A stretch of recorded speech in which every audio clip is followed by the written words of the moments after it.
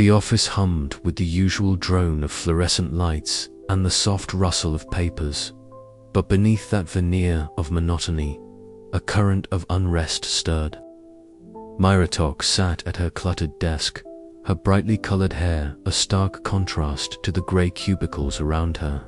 She tapped her pen against a sketchbook filled with whimsical doodles, dragons wearing business suits, clocks melting into coffee cups, and a particularly cheeky unicorn balancing precariously on a tightrope. Today, however, her doodles were more than mere distractions. They were blueprints for rebellion. With a sly grin, Mira pulled out a form labeled Request for Exceptional Absurd Phenomena and began to fill it out. Unlike the usual mundane applications, hers described a reverse unicorn parade, a spectacle where unicorns would unwalk their usual routes in reverse order, creating a cascade of magical confusion that defied every regulation Harold Pindle had ever enforced. The form was dotted with colorful annotations and sealed with an enthusiastic flourish. As she slid the form across to the supervisor's desk, a hush fell over the nearby clerks who watched the unfolding scene with barely concealed amusement. Harold's slicked-back grey hair seemed to bristle as he adjusted his oversized spectacles, his eyes narrowing to slits. "Miss Tock," he began, voice dripping with officious severity, "you are aware that such a request violates protocol for 7B, subsection 12, relating to the orderly conduct of magical creature movement." Mira met his gaze, undeterred. "Yes, Mr. Pindle, but isn't the whole point of the Bureau to manage the impossible? Perhaps sometimes the impossible needs a little improvisation." Harold's jaw tightened. Improvisation leads to chaos. Chaos leads to the unraveling of the regulatory fabric we so painstakingly maintain. And what if that fabric is meant to be a little unraveled? Mira shot back, her eyes sparkling with defiance. At that moment, Eliza Quill, seated a few desks away, observed the exchange with a mixture of bemusement and something more complex curiosity, perhaps. Her ink-stained fingers drummed lightly on the edge of a stack of time travel licenses, the latest batch riddled with paradox warnings and temporal anomalies. Usually, she maintained a pragmatic, almost cynical distance from the chaos that Myra seemed to court so eagerly. But today, Eliza found herself wondering if there was merit in embracing the unpredictable, in letting the absurd have its moment to breathe. The tension between Harold and Myra was soon interrupted by an unexpected commotion. A sudden influx of misplaced Monday requests flooded the system, triggering a cascade of absurd malfunctions. Calendars on every desk flipped backward, clocks chimed 13 times at irregular intervals, and a soft, disorienting hum filled the air as glitching absurdity machines sputtered and sparked. Mira laughed, a bright, uninhibited sound that cut through the office's usual sterility. See, a little chaos can be quite invigorating. Harold, however, was not amused. He scrambled to contain the malfunction, barking orders and waving a clipboard as if it were a magic wand that could restore order. Eliza, caught between the two, felt the stirrings of change within herself, reluctant acknowledgement that the Bureau's rigid rules might need bending if nonsense was to survive. The day closed with the clerks exhausted but strangely enlightened. Mira's rebellion had ignited a spark, Harold's defenses had been cracked, and Eliza's doubts had begun to bloom into possibility. Somewhere in the mingled scent of ink, paper, and flickering fluorescent light, the Bureau of Absurd Affairs danced its delicate dance once more between order and chaos, sense and nonsense, the known and the impossible. And as the last clock chimed into the twilight hour, the question lingered in the air: could the Bureau truly regulate absurdity without losing its soul? The answer, like all things in this peculiar place, remained delightfully uncertain. The morning began like any other within the sterile, fluorescent-lit confines of the Bureau of Absurd Affairs. Harold Pindle was already at his desk, meticulously aligning a fresh stack of unicorn parking permits with an almost reverential precision. His slicked-back grey hair caught the dim light, and his oversized spectacles perched precariously at the bridge of his nose as he squinted at the fine print. The quiet hum of the office was punctuated only by the faint rustling of papers and the occasional distant whinny that seemed to echo from beyond the bureau's glass walls. Permit number 4723, Zone 7B, expires at midnight, Harold muttered under his breath, tapping a sharpened pencil against the desk. No deviations allowed. Across the room, Miratok bounced in her chair, eyes darting between her sketchbook and the flickering monitor displaying real-time unicorn parking statistics. Her brightly colored hair was a kaleidoscope of neon blues and pinks, mismatched clothes forming a vibrant counterpoint to the office's drab grays. She doodled absent-mindedly unicorns prancing, tangled in traffic cones, or perched awkwardly atop parking meters, each stroke infused with a playful irreverence. Eliza Quill, meanwhile, sat poised at her workstation, her short-cropped dark hair framing a face etched with quiet pragmatism. Her perpetually ink-stained fingers tapped rhythmically on her keyboard as she reviewed time travel licenses, occasionally glancing toward Harold with a raised eyebrow. The tension in the air was palpable, though the source remained frustratingly elusive. Suddenly, a faint shimmer outside caught Eliza's attention. She rose from her chair and peered through the glass partition that separated the bureau from the bustling city streets. There, in the early morning light, an iridescent horn glistened unmistakably, a unicorn. Then another, and another. Soon, a cluster of these magical creatures filled the sidewalks, some nervously shifting their hooves, others flicking their manes in confusion. "That can't be right," Eliza murmured, her voice barely above a whisper. Back at his desk, Harold's face drained of color as he frantically rifled through permit files. No, this is impossible. The quotas were carefully calculated. There's no way we authorized this many unicorns at once. Myra's eyes sparkled with mischievous delight. Looks like someone's not following the rules. Or maybe the rules just aren't enough. Harold shot her a glare.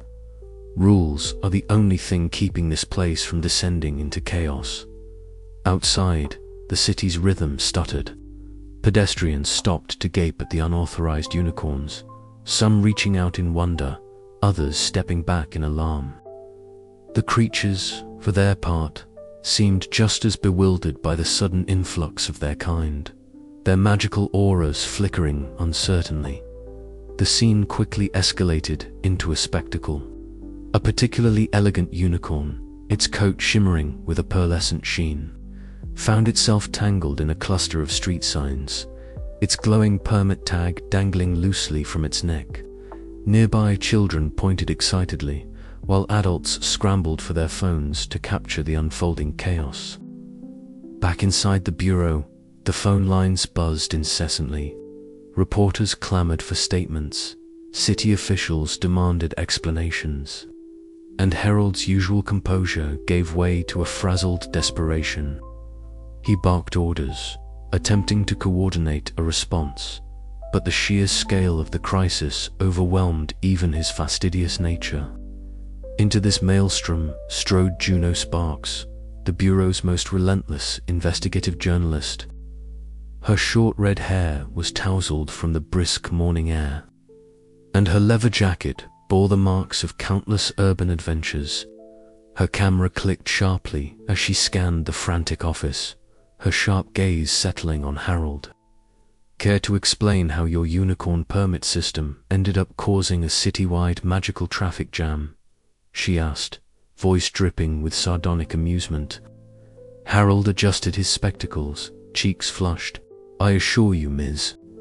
Sparks, we are doing everything within our power to rectify this situation. These are unprecedented circumstances. Juno smirked.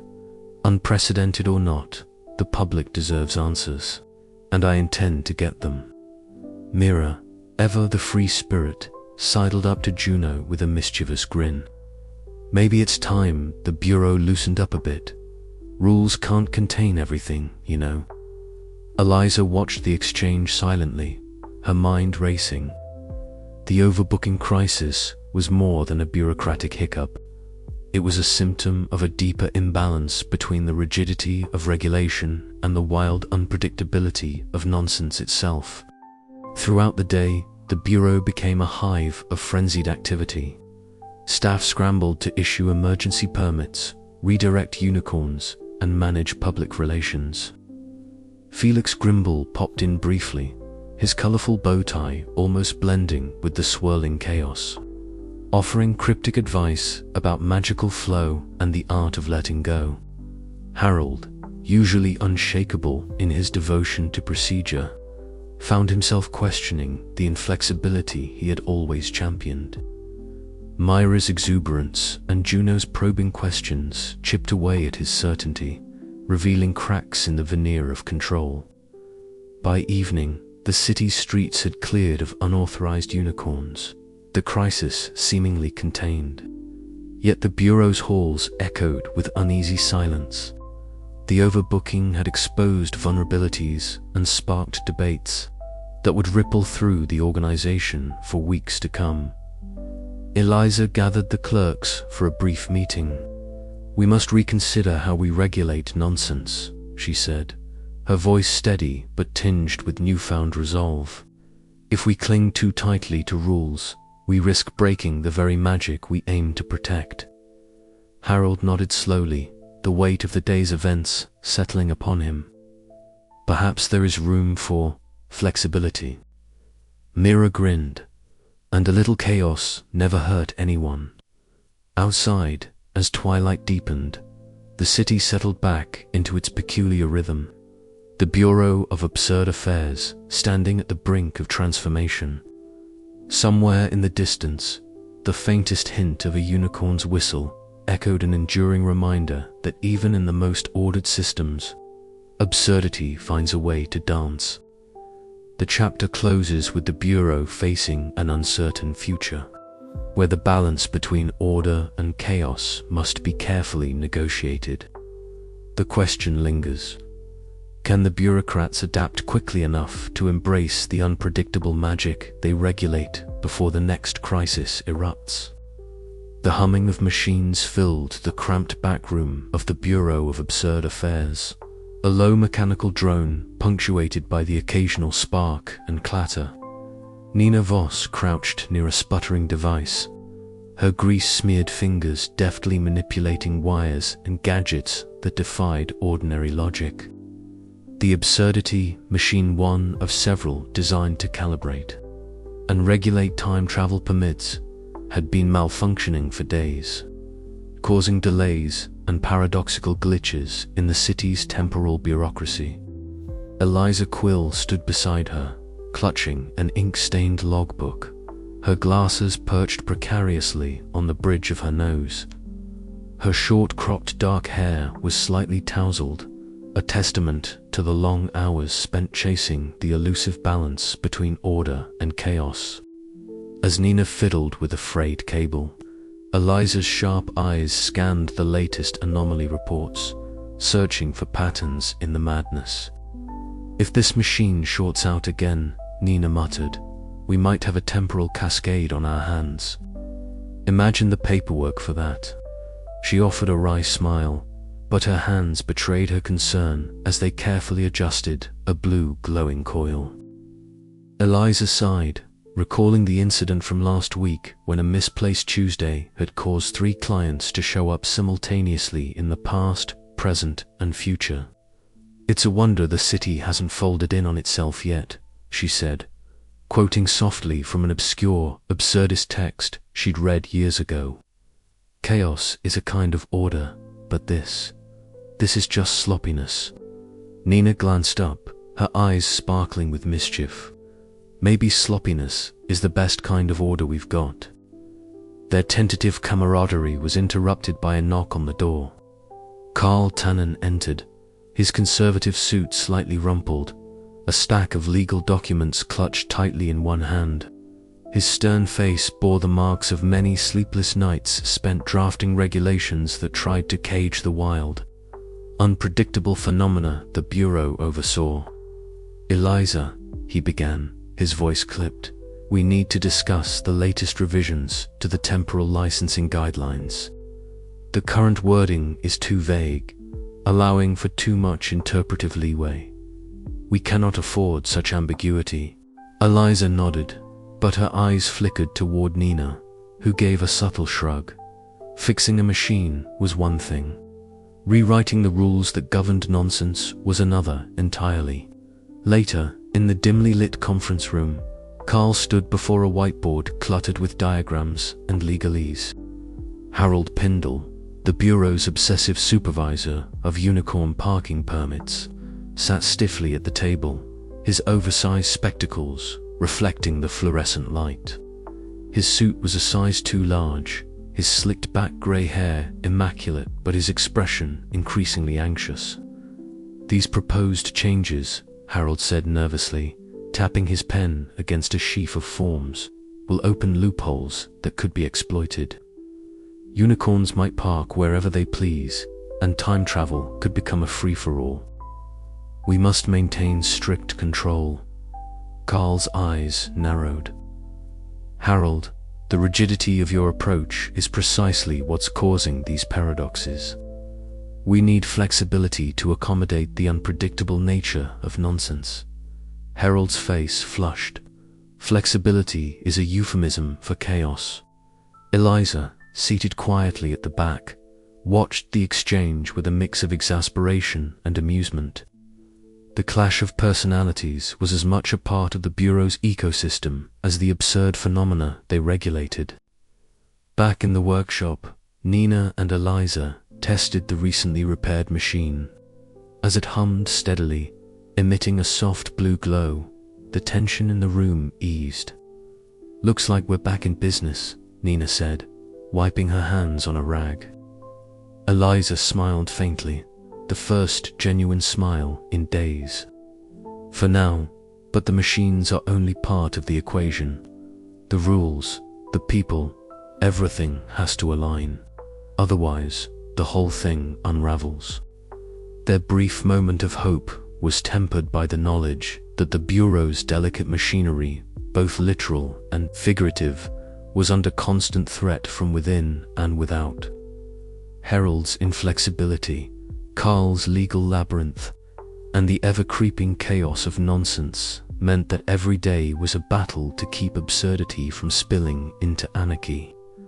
As the day wore on, Harold returned to his office, flustered and clutching his documents. Carl followed, ready to continue their endless debate over bureaucratic minutiae. Eliza remained behind, her fingers tapping a restless rhythm on her desk, already contemplating the next challenge. In the Bureau of Absurd Affairs, the dance between order and chaos played out not just in the phenomena they regulated, but in the hearts and minds of the clerks who managed the impossible. And as the fluorescent lights flickered overhead, one thing was certain: the absurdity was far from over. The fluorescent lights of the Bureau of Absurd Affairs flickered sporadically, casting long, jittery shadows across the endless rows of filing cabinets and permit shelves. Somewhere, deep within the vault of time travel licenses, a soft, irregular pulse echoed faintly, hum out of sync with the steady drone of bureaucracy. Eliza Quill stood before a translucent display panel, her glasses fogged slightly from hours spent hunched over documentation. Her fingers, perpetually ink-stained from the mountain of paperwork she managed, hovered hesitantly over the controls.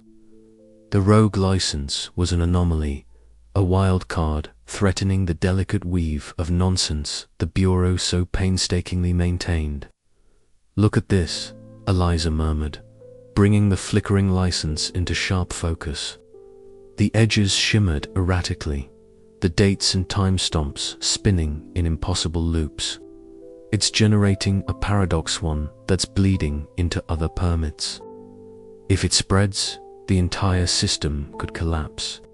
Nina Voss appeared at her side, her tool belt jangling softly as she carried a compact diagnostic device. "I've been tracking glitches in the absurdity machines," she said, voice tight with concern. "This license is triggering malfunctions across multiple departments. Time travel permits are becoming unstable, and the machines that regulate them are overheating." Eliza nodded, her mind racing.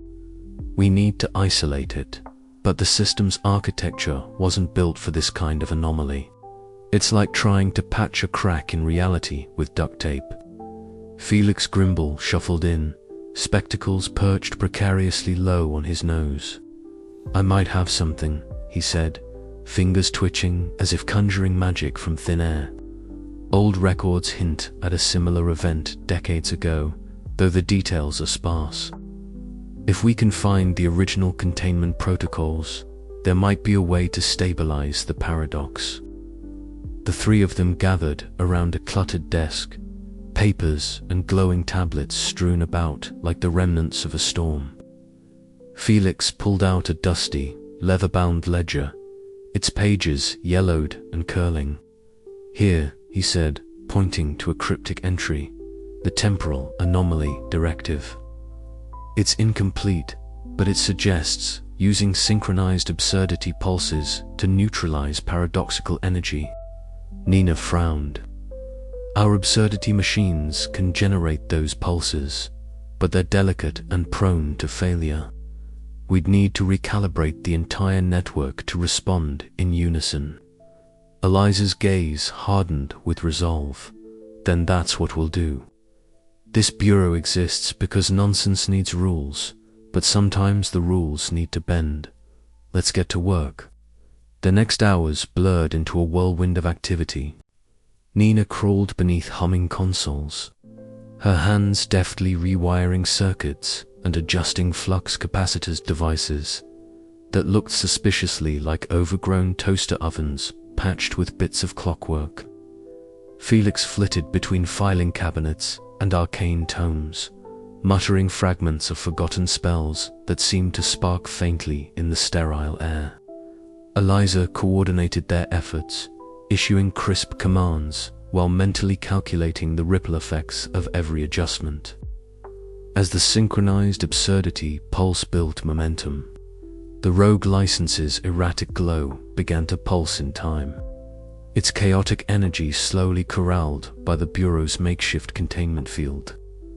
The hum grew louder, a rising crescendo that filled the vault with a tangible vibration. Suddenly, the flickering license stabilized, its edges solidifying into a coherent timestamp. The paradox was contained.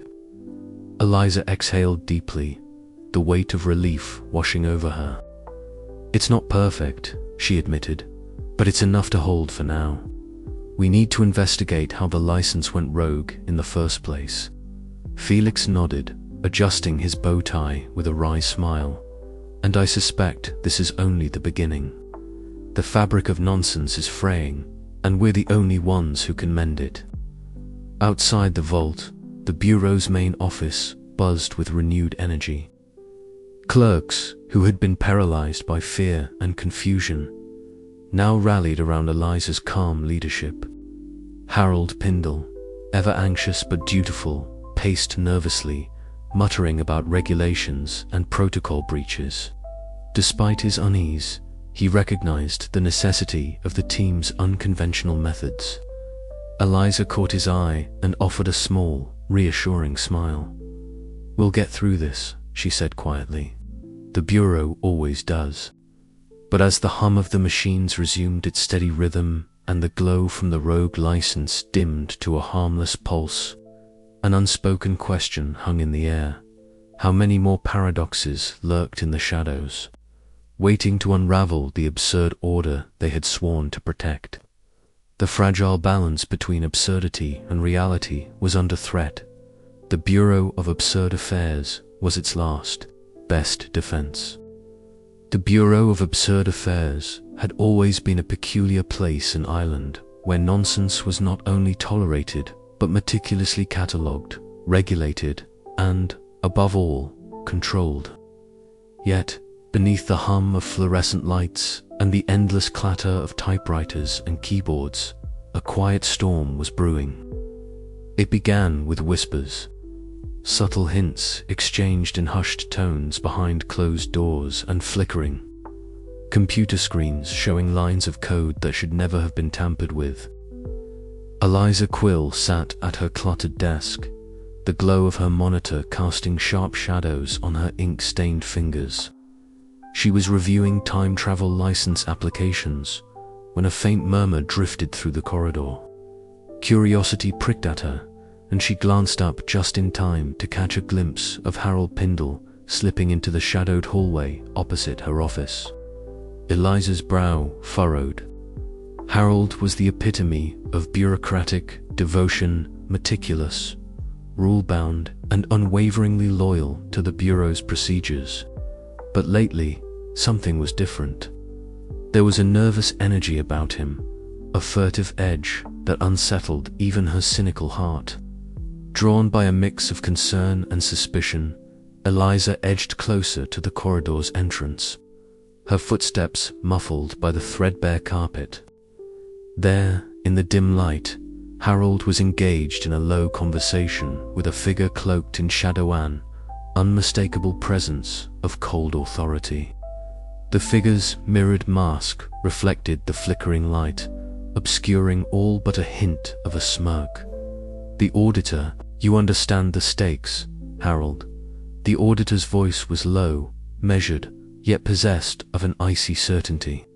"Nonsense is a cancer on progress. Your cooperation will ensure a future free of chaos." Harold swallowed hard, adjusting his ill-fitting suit, his spectacles catching the light in a way that betrayed his inner turmoil. I only want what's best for the Bureau," he murmured. "Order must prevail." Meanwhile, elsewhere in the Bureau, Mythic was staging a different kind of rebellion. Her brightly colored hair was a beacon of whimsy in the sterile halls as she rallied a small but growing group of clerks and visitors alike. Armed with her ever-present sketchbook, she was crafting banners and slogans that celebrated the very absurdity the Bureau sought to regulate. Why should misplaced Mondays be shoved into forgotten corners? Mira proclaimed, her voice ringing with youthful passion. Why can't nonsense be free? It's the pulse, the heartbeat of creativity. Her words resonated. The lobby, usually a place of quiet efficiency, was alive with a buzz of excitement.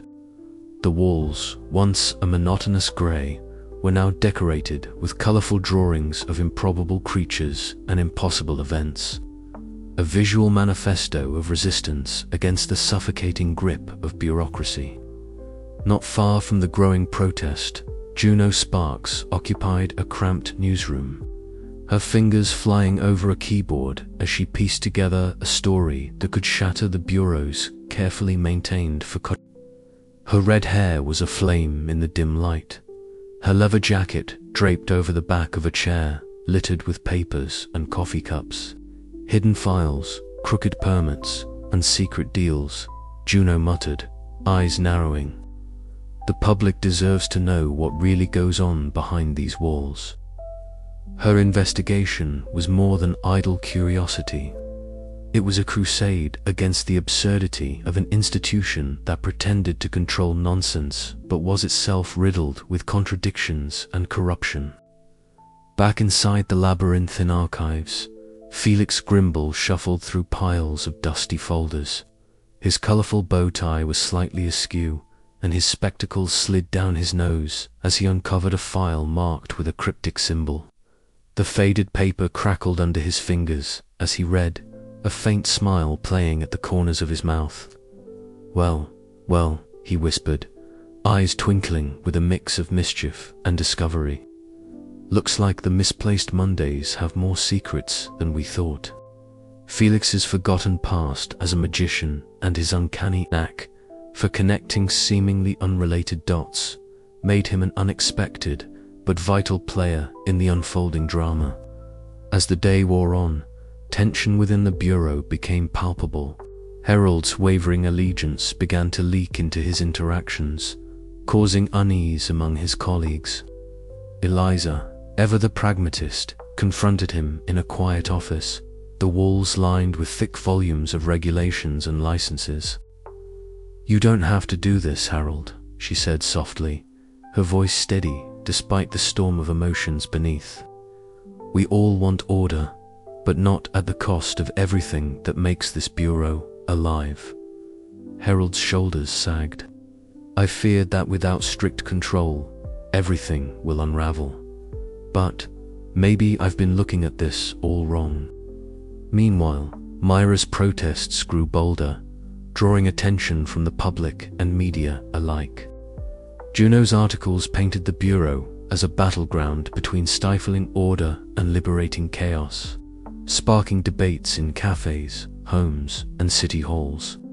The bureau's fragile equilibrium was cracking, and as night fell, the clerks found themselves standing at a crossroads. Would they cling to the old ways, bound by rules and fear? Or would they embrace the unpredictable, the absurd, and the wonderfully impossible? The answer, like the bureau itself, was anything but certain. And as the shadows lengthened, the whispered conspiracies promised that the coming days would challenge everything they thought they knew about nonsense, order, and the delicate dance between them. The stage was set. The players, some unwilling, some inspired, were ready. The Bureau of Absurd Affairs was about to face its greatest trial yet, one that would test the limits of bureaucracy, friendship, and the very nature of absurdity itself. And in the quiet corners of its endless corridors, the question lingered. Could nonsense survive when threatened by the cold hand of logic? Only time, and perhaps a little madness, would tell.